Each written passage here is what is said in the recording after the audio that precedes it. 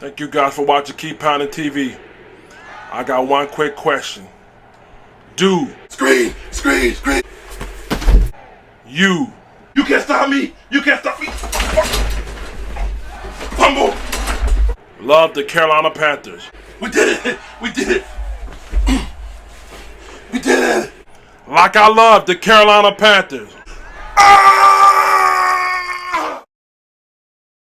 Hey everybody, I'm your host, Grande Gato, also known as the Big Cat. My cool cats, put your paws in every rock, the Big Cat. Today, we're here to talk about the LA Rams scouting report against the Carolina Panthers defense. We're going to give you an inside scoop of what to look out for when it comes to that. But first, one quick question before we get started. Do you love the Carolina Panthers like I love the Carolina Panthers? Yes? No? Maybe? Do you love the Carolina Panthers like I love the Carolina Panthers? If you love the Carolina Panthers like I love the Carolina Panthers, give me a dab. Listen, man, week one's around the corner. We got to study up. Get your pens and papers out. I'm taking you to school. Let's get into it. Before we get started, make sure you subscribe. Click the notification bell so you don't miss a video. Now, I chose two films for us to look at. Rams versus Bears. They run a 3-4. Rams versus Chargers. They run a 3-4. So there's a lot of similarities in which they like to attack 3-4 defenses. One thing, when I looked at this offense on tape, they're explosive. They're high power. Their coach is brilliant. They run a lot of plays out of the same formations. So if you're not paying attention, you could be going the distance on one given play. They like to establish the run first. But in both games, the run had got stifled at some point, and they went to pretty much an all-out air raid. And once they do that, man, you better be on your heels. They like to get you in dime set, nickel set, 4 wide versus 5 wide. It's a real X show. So let me show you what I'm talking about on tape. What you're going to see on this first play is one of the sets they like to come out frequently when I was watching tape. Three wide receivers, 1 tight end, all right? On this play right here, they're trying to establish the run. They take the wide receiver, they put him inside the tight end. Right there, it's almost like a stack set. What they're trying to do is get everybody close inside, extra blockers. You got a tight end, a tackle on that side, and guess what? There you go. You got Todd Gurley making cutback kind of runs. If you do not stay in your gaps, if you do not maintain your lanes, you will pay for it. These guys are very precise. They're very accurate when it comes to getting to the next level. This is one of the best offensive lines in football when it comes to getting to the next level. So if our defensive line doesn't do their job, don't maintain their gap, and don't keep these offensive linemen off our linebacker, it's going to be a long day because Todd Gurley's going to have a field day. But if we follow these steps right here, and like I said, get penetration, close everything up, we'll be all right. On the second play, again, against the LA Rams, surprise, same formation. This time the tight end shifts. Last time we seen the wide receiver shift, tight end shifts, and guess what? They're trying to establish the run again. Same play, spread you guys out. If you look on the top of the screen, you got 2 wide receivers, you got a tight end and a wide receiver at the bottom. Try to spread you out. The defensive line gets penetration, and that's how you stop those guys from running all over you like that. The purpose of having those guys on both sides of the ball, both sides of the end, 2 up top and 2 in the end, is to spread your linebackers. If I can spread your linebackers by adding a tight end to the other side and adding a wide receiver to the other side, guess what you're going to have to do? You have to go with them. You have to respect them. You can't just leave those tight ends if they go in motion, or wide receiver if they go in motion. You can't leave them there. But your linebackers have to go with you, and because of that, it spreads you out. And if your defense is caught lacking, they'll make you pay. But on this play right here, Todd Gurley shut down pretty easily, and it's no gain. Now going back to the Bears game. Same formation, just flip to the other side. They love this formation a whole hell of a lot. You got 2 wide receivers at the bottom, wide receiver up top. That's 3 wide receivers. Then you got your tight end at the top of the screen. And guess what they're trying to do here, right? Trying to establish the run. No, it's a play action. It's a play action, and they take a deep shot. If it wasn't for the pressure, he's gone. My man would have been gone on that touchdown pass. This is what I'm telling you. You cannot be asleep. They bait you in. They'll run this play. They'll run the ball 3 or 4 times just to get your linebackers to bite up. If you look, let me pause it for a minute. If you look at all that. Look at all that bite up action. Look at the linebackers. Because they're such an effective running team, the linebackers bite up. So you cannot get caught with your pants down. If it wasn't for the pressure getting to them, this probably would have been a touchdown. But the pressure got to them. You got to understand, same formation, different plays. They're like masterminds. McVay's a mastermind when it comes to running different plays, but you have to be disciplined. This team is not unbeatable. They're not unstoppable. You have to stick true to your assignment. You have to play true to your detail. Do not try to be superheroes. All right, guys, back to the Chargers game. Guess what? Same formation. Again, check this out. 2 wide receivers up top with a tight end. Only difference is they're pulling the tight end and they put the wide receiver in motion. A lot of counter, kind of get you to bite into the run. They throw it right back to the motion and wide receiver. This team will not only throw it to the motion wide receiver, they will also give it to him in a jet sweep.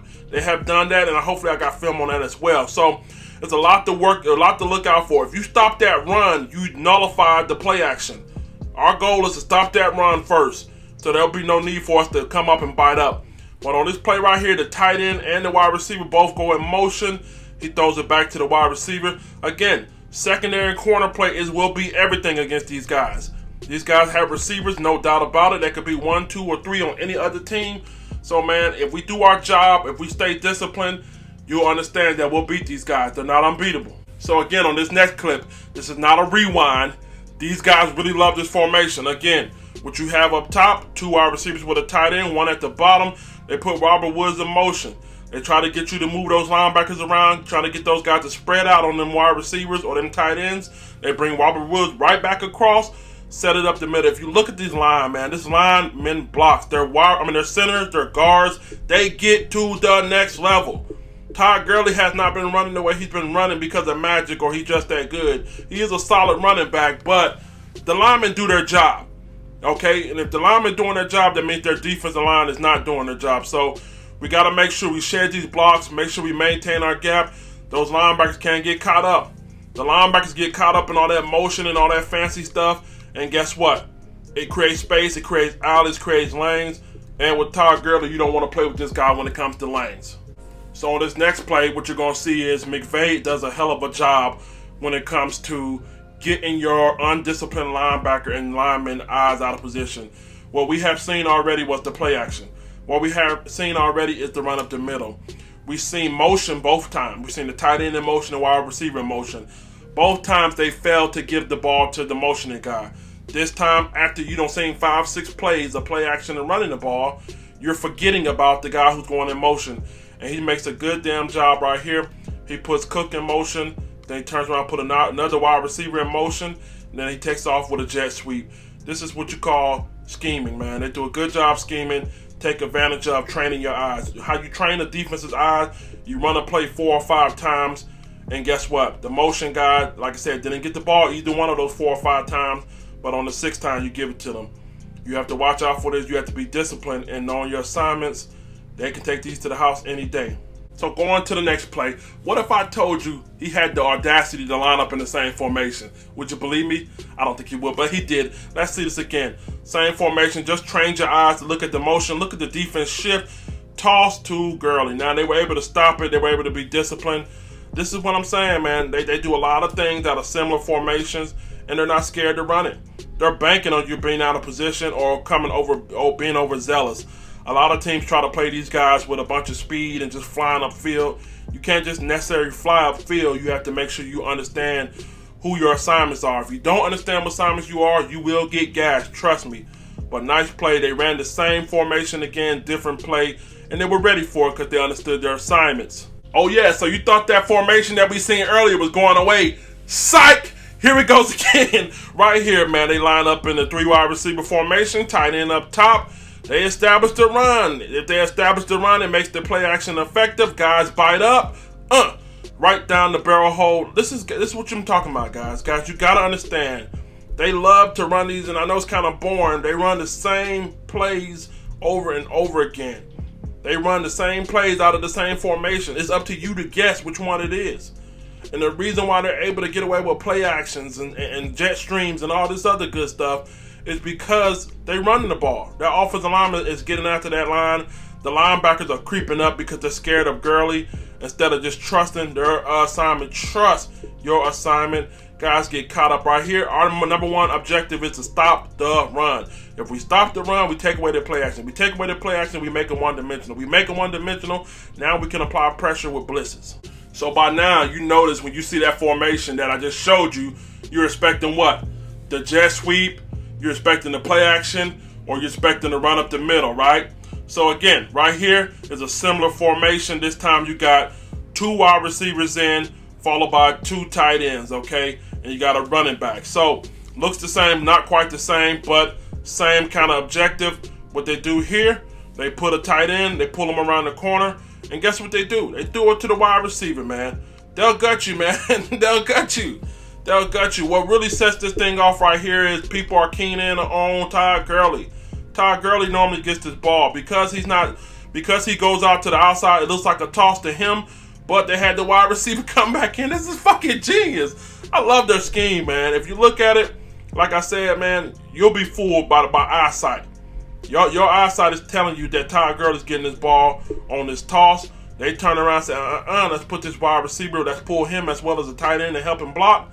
Boom. Right up the middle, guys undisciplined, linebackers flying all over the place, not maintaining the gap, not understanding their assignment. This is how they hurt you, man. They'll fool you. Don't let your eyes get you in trouble. Moving on to how they like to spread you out. They spread you out on this play right here. They got 5 wide receivers. It's intimidating, right? When you see 5 wide receivers, you automatically think deep ball, crossing route, something like that, right?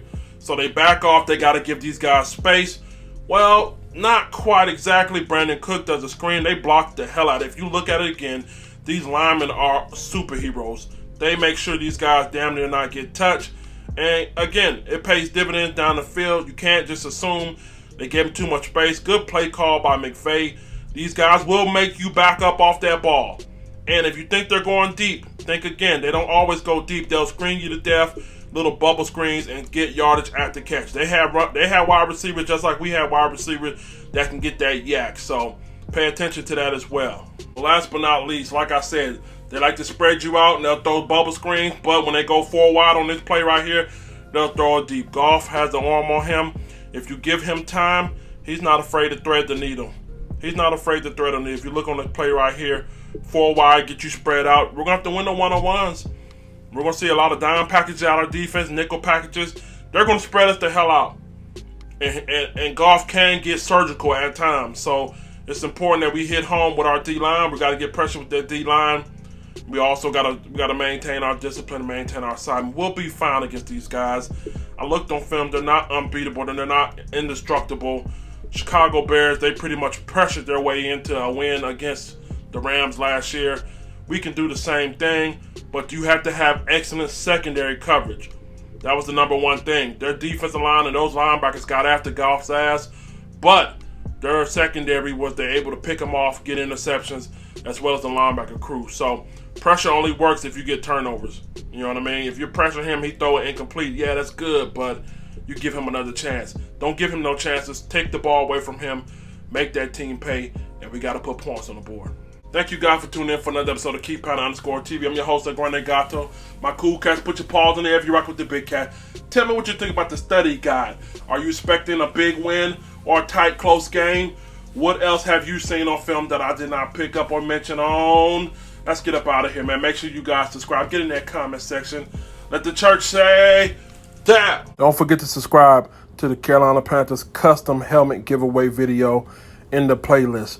Once we hit 5,000 subscribers, I'll be giving away free a $300 retail value Marvel's Avenger Carolina Panthers helmet.